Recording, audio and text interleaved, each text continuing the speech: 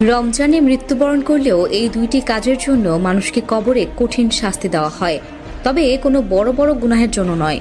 এই তুচ্ছ দুটি কাজের জন্যই মূলত রমজানের সময়ও কবরে আজাবের ব্যবস্থা করা হয়। তবে এমন কোন দুটি কাজ করলে রমজান মাসেও কবরের আজাব মাফ হবে না? আপনি নামাজ পড়েননি, আল্লাহ চাইলে মাফ করে দিবে। আপনি হয়তো রোজা রাখতে পারেননি, আল্লাহ চাইলে ক্ষমা করে দিবে। হজ করতে পারেননি, আল্লাহ চাইলে মাফ করে দিবে। তবে এমন দুটি কাজ আছে যে দুটি কাজের জন্য মূলত কবরে কঠিন শাস্তির আয়োজন করা হয়। কবরে সওয়াল জবাবের পরে সর্বপ্রথম আপনাকে এই দুইটি কাজের জন্য শাস্তি ভোগ করতে হবে। এই দুইটি কাজ কি?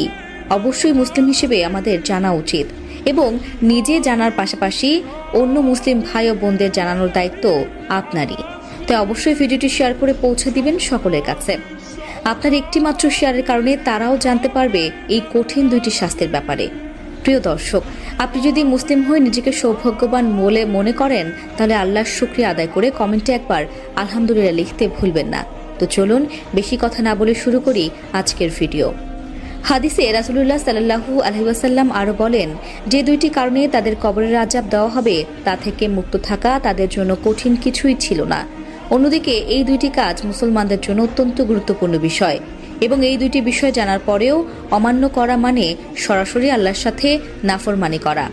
তাই প্রত্যেক মুসলিম নরনারীর জন্য এই বিষয়টি খুবই হালকা নজরে দেখার কোনো সুযোগ নেই। বস্তুত পবিত্রতা ইমানের অঙ্গ। মুমিন ব্যক্তিরা সবসময় পবিত্রতা পছন্দ করে। এক্ষেত্রে মুমিন ব্যক্তি সর্বোচ্চ চেষ্টা করে যাতে এই দুটি ভুল তাদের দ্বারা সংঘটিত না হয়। এটা কঠিন কোনো কাজ নয়। পবিত্রতা অর্জনের ক্ষেত্রে উদাসীনতা একদমই অনুচিত। এর পরিণতি কতটা ভয়ঙ্কর ও কষ্টদায়ক উপরোক্ত হাদিস থেকে বোঝা যায়। এই বিষয়ে অবহেলা করা কোনোভাবেই উচিত নয়। 1 নম্বরে যে কাজের জন্য কবরের শাস্তি দেওয়া হবে তা হলো প্রস্রাব করে পানি না নিলে। এই বিষয়টিকে অনেকেই তুচ্ছ মনে করেন, অবহেলা করে, কিন্তু মনে রাখতে হবে পবিত্রতা ইমানের অঙ্গ। আপনার ইমান ঠিক রাখতে হলে সর্বপ্রথম আপনাকে পবিত্র হতে হবে। অপবিত্র অবস্থায় আল্লাহর ইবাদত সহ অন্য কোনো আমল কবুল হবে না। যারা প্রস্রাব করে পানি ব্যবহার না করে তাদের জন্য কবরে কঠিন থেকে কঠিনতর শাস্তি অপেক্ষা করছে। এই বিষয়ে সকল মুসলিমের সতর্কতা অবলম্বন করা উচিত। 2 নম্বরে যে বিষয়টি সম্পর্কে বলা হয়েছে তা হলো অন্যের নামে গীবত করা। যে ব্যক্তি একজনের কথা অন্যজনের কাছে বলে বেড়ায় এবং ঝামেলা বাঁধিয়ে দেয়, তাদের জন্য কবরে ভয়াবহ শাস্তি অপেক্ষা করছে এবং এই শাস্তি তাদের একান্তই পেতে হবে। এর থেকে বেঁচে ফেরার কোনো সুযোগ নেই।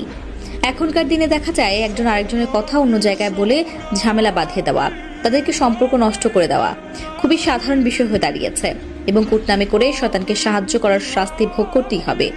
হাদিসে এসেছে চুগলখোর জান্নাতে যেতে পারবে না।